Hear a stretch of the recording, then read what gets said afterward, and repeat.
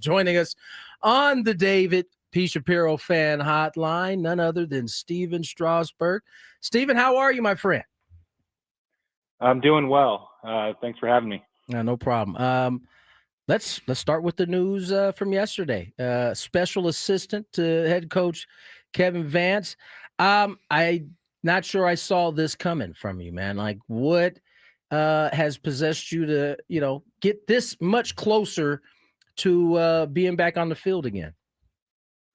Yeah, I really care about the San Diego State baseball program, and I feel like that they're a sleeping giant, and college baseball is such a fun sport to watch, and obviously seeing what the Padres have done over the years here.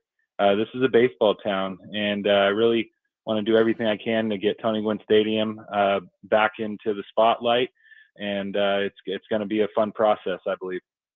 Yeah, Stephen. I mean, look, it's a great venue, right? It's first class, Division I baseball stadium. When you pitched there, you saw what it looked like with 3,000 people in there. But as Tony mentioned, I mean, I know you were always kind of on the outside, lending your support to the baseball program. Was there anything in particular though that pushed you to make another little jump here? And will you actually be in the dugout, or will you be around a team of practice? What's your role, or do you know that yet? Yeah, it's definitely going to be a little bit of everything. They brought in a great coaching staff, and Kevin Vance, Tyler Holt, Kevin Heiss. Really enjoyed getting a chance to know them this fall. A lot of new players there, and it's a lot of really good momentum for the program, which has kind of been stagnant for some years. And I really want to just do everything I can to get them over the next hump. And I really believe that they can be a national contender someday. Stephen, I mean, obviously, Kevin Vance in his first year or about approaching his first year as head coach here at San Diego State. I mean, what type of wisdom will you be able to impart, or what will you be actually kind of sitting back and watching as I'm sure these players are going to have tons and tons of questions for you as you arrive there at practice for the first time. Yeah, it's I can honestly say that I've experienced the highest of highs and the lowest of lows in this game, and I'm just want to make myself available to share my experience, and hopefully something clicks with them, because once an Aztec, always an Aztec, and there's Aztecs throughout this game still, and I really want to do everything in my power to highlight that and just show that we're all here in the dugout with them this season and moving forward. Stephen, when you played for Tony's dad at San Diego State, I'm just curious, going back a little bit, what originally attracted you to San Diego State? Obviously, you grew up here. And talk a little bit about, if I recall correctly, you were a closer your freshman year, and how you went from that to starting, and how that kind of changed your life. And I think the last thing would be how Tony's dad handled you and prepared you for the pro game. I always thought that was a big part of everything. Yeah, it was really a match made in heaven for me. It changed my life. I grew up. I got into baseball at 3 years old because of Tony Gwynn.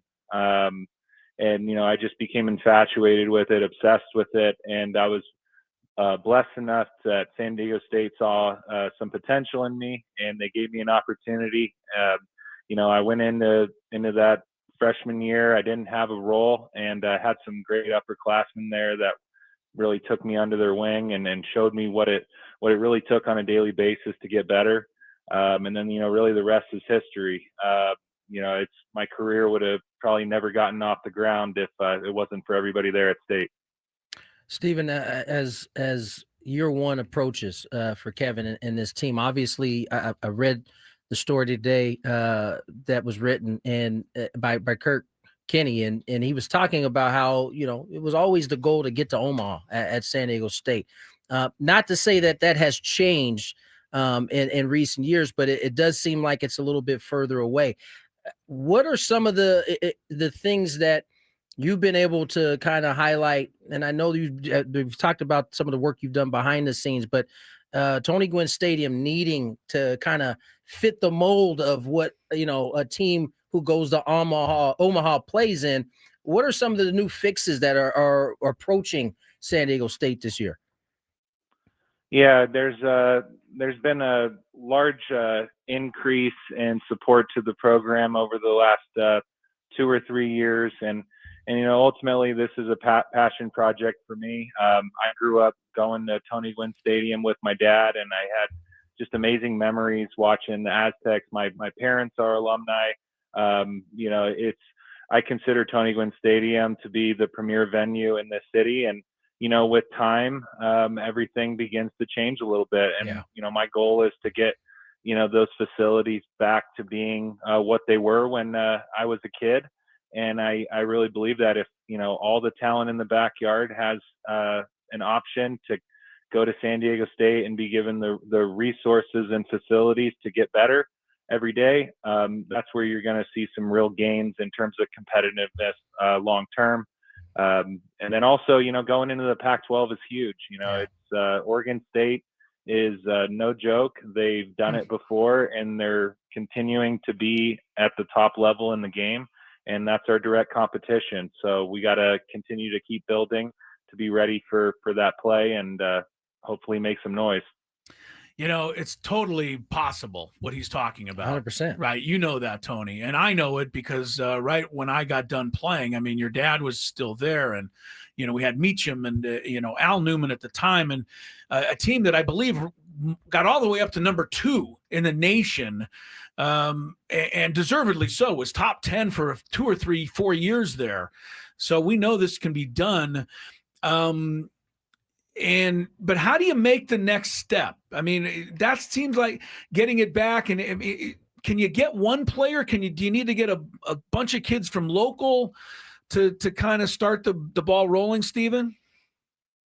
Yeah, I mean, from personal experience, moving back to San Diego, I dabbled in high school baseball last year, helping out coaching, and the general consensus that I've seen from the high school athlete at this point is that, unfortunately, San Diego State is a little bit of an afterthought. And, in this new era, everybody wants to go to, an SEC school and things like that. But I think you can just really look at how strong our alumni are from San Diego State baseball. I mean, we're littered throughout the game. And that really shows what this program is capable of. And now it's a matter of, really just going out there and making steady improvements. And, it's much like the Field of Dreams movie. If you build it, they will come.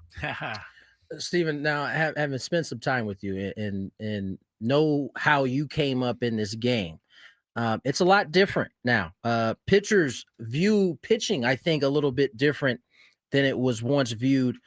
How does that jive with the way that you see the kind of art of pitching? Obviously, a lot of velocity in today's game, a lot of spin, maybe not as much concern on command. And I know you won't be the pitching coach, but I would be silly, I would think, for you not to be participating at least a little bit. How do you see kind of merging what and with today's kind of way of going about pitching? Yeah, I think it's a balancing act. It's amazing to see how developed college players are. It just seems like the game as a whole is getting younger, and there's so many guys coming out of the draft that are immediately going right to the big leagues and having success. That wasn't necessarily the case. Like when I was there, there was a handful of guys, but it just seems like that the technology and the pitching development, the hitting development aspect is there's so much more data and information that's being thrown at these players. And really it comes down to how do you balance that? Yeah. Because, when you're out there competing, I had a pitching coach in DC, Steve McCaddy, and he always said, paralysis by analysis. Yep.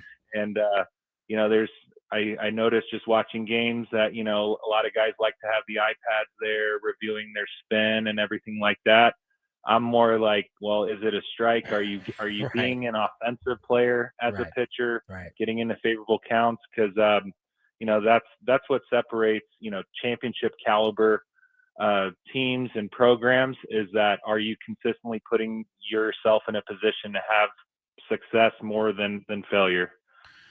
I think San Diego State couldn't be luckier to have Steven Strasburg coming back and working with this baseball program, and kind of a hands-on part of it. If you don't mind, Steven, just to go back a little, recollecting at SDSU, we talk about your no-hitter here often. My question to you: do you know who Michael Beltran is? Ring Michael any bell? Beltran. Yeah. Oh, that sounds familiar. That's for sure. Okay. He is a guy who got probably the most unlikeliest hit in college baseball history, because he had the only hit against Strasburg in the game you struck out 23 batters. And I still marvel at that one. I was there for your no-hitter, but 23 strikeouts. Four guys put the ball in play the whole game. I don't know. How do you even explain that one? Well, it's funny. I can't honestly remember any of the strikeouts, but I do remember that hit. It was a little like bouncing ground ball up the middle, just outside of our reach of our second baseman, and he was running hard down the line. So that's all you got to do as a hitter, is get down the line hard 90. Steven, you mentioned you kind of collected your own data in watching today's game. Well, I'm pretty sure you've watched at least a little bit of last night's World Series game, and I'd be remiss if I didn't ask you, if you were on the mound, how would you attack Shohei Ohtani? Because at this point, Toronto is waving the white flag. Yeah, they've given up. And I'm not mad at them. I think they should have waved it maybe a little bit earlier than they did. From what you've seen, I know you're not on the field, I know you've watched him at least a little bit, how would you try to attack Shohei Ohtani? Well, to be 100% honest, I would go with the approach of make him walk.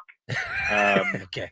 Another guy on that team that gave me fits for a long time is Freddie Freeman, and it wasn't until I decided well before my start that I wasn't going to let him beat me that I started to do slightly better, but still, those guys are just so incredibly talented, and you can throw the perfect pitch, and they can still do a ton of damage with it. So just know where your outs are in the lineup, and right now he's not one of them. Isn't that funny that I'm looking it up? He knows Freeman is the all-time hit leader against Strasburg of all baseball players. Like he said, he doesn't remember any of those 23 strikeouts. He remembers the dinker up the middle. Always remember that stuff. Steven. Well, I mean, you just see guys that you play with, and Freddie and I go way back. We actually played scout ball together. He was a little bit younger than me, and when I was coming up, it was Jason Hayward and Freddie. And, there was I remember sometimes when I just threw what I thought was a really good changeup, and he somehow stayed back on it and hit it off the wall the other way. And that's where you just got to tip your cap. Not many guys did that against you, though. And especially, your World Series hero year, man, that's something to treasure forever. And if we had more time, we'd probably run through every one of those games too. But it's exciting, man. We had a great time out at your golf alumni thing last year, and everything you're doing for the school is fantastic. And I'm so happy for Aztec baseball people right now. We're very lucky to have Steven. We've taken enough of your time, Steven, man. Appreciate you coming on, and look forward to seeing you a lot more in the next few weeks, I'm sure. Yeah, definitely appreciate it, Anthony, and all the best. Go Aztecs.